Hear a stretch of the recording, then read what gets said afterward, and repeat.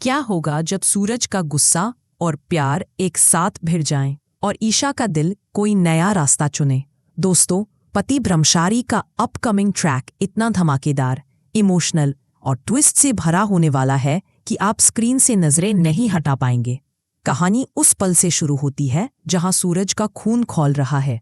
उसका बचपन का दोस्त आदित्य, जो जल्द आईएएस ऑफिसर बनने वाला है, घर में आया है और अपनी मजाकिया बातों से ईशा को हंसा रहा है। सूरज, जो ब्रह्मचारी बन चुका है और अपनी पत्नी ईशा के लिए सीधा साधा रहा है, ये देखकर जलन में डूब जाता है। आदित्य और सूरज का पुराना 36 का आंकड़ा है, क्योंकि अरविंद जी हमेशा आदित्य की तारीफ करते थे। देखो आदित्य कितना होशियार है। सूरज को ये बात चुभती थी। पहले सूरज ने आदित्य का गिरेबान पकड़ा था जब उसने ईशा का हाथ थामा। अब कहानी उस मोड़ पर है जहां सूरज और आदित्य के बीच हाथापाई की नौबत आ जाती है। पूरा घर सन्नाटे में है। डर है कि कहीं बात बिगड़ न जाए। तभी अरविंद जी की गर्जन गूंजती है, बस सूरज, अगर तू सच में ईशा से प्यार करता है तो उसे साबित कर। गुस्सा करने से कुछ नहीं होगा। ये सुनकर सूरज, ईशा और पूरा घर हैरान रह जाता है। अरविंद जी का मास्टर प्लान सामने आता है। उन्होंने आदित्य को जानबूझकर बुलाया था ताकि सूरज को जलन हो और वो अपनी जिम्मेदारियां समझे। सूरज अंदर से टूट रहा है।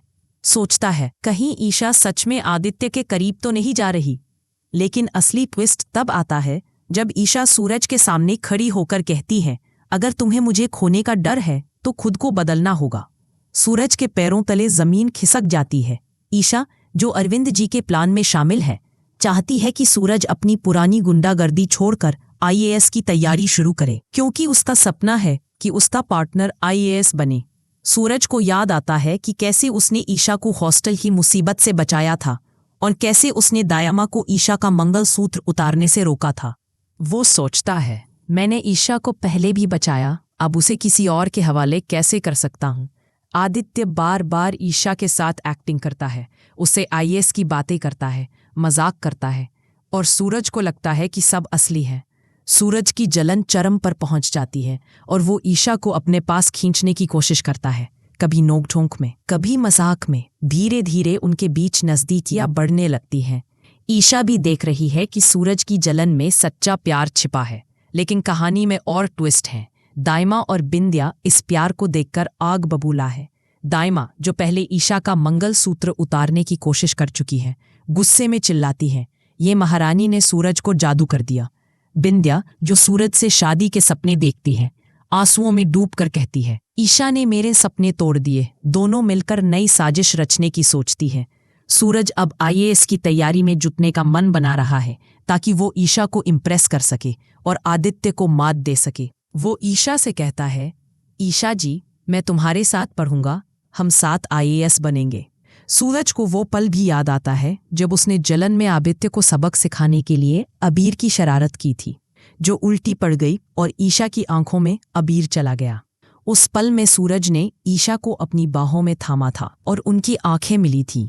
उस रोमांटिक पल ने सूरज के दिल में प्यार को और गहरा किया था। अब सूरज हर बार ईशा और आदित्य को साथ देखकर और बेचैन हो जाता है। वो सोचता है, मैंने ईशा को हॉस्टल से बचाया, उसका मंगलसूत्र बचाया, और अब उसे आदित्य के हवाले नहीं कर सकता।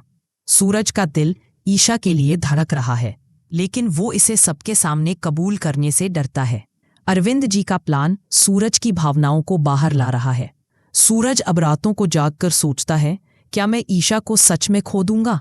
वो अपने पुराने दिनों को याद करता है जब वो और आदित्य कॉलेज में 56 मार्केट में बदमाशी करते थे और आदित्य हमेशा उससे आगे निकल जाता था। लेकिन इस बार सूरज हार मानने को तैयार नहीं।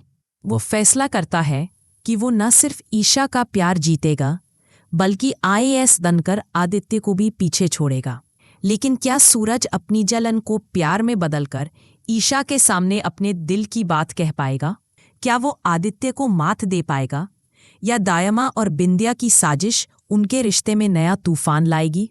आपको क्या लगता है, सूरज का प्यार दायमा की साजिश को हरा पाएगा? अपनी राय कमेंट में बताइए।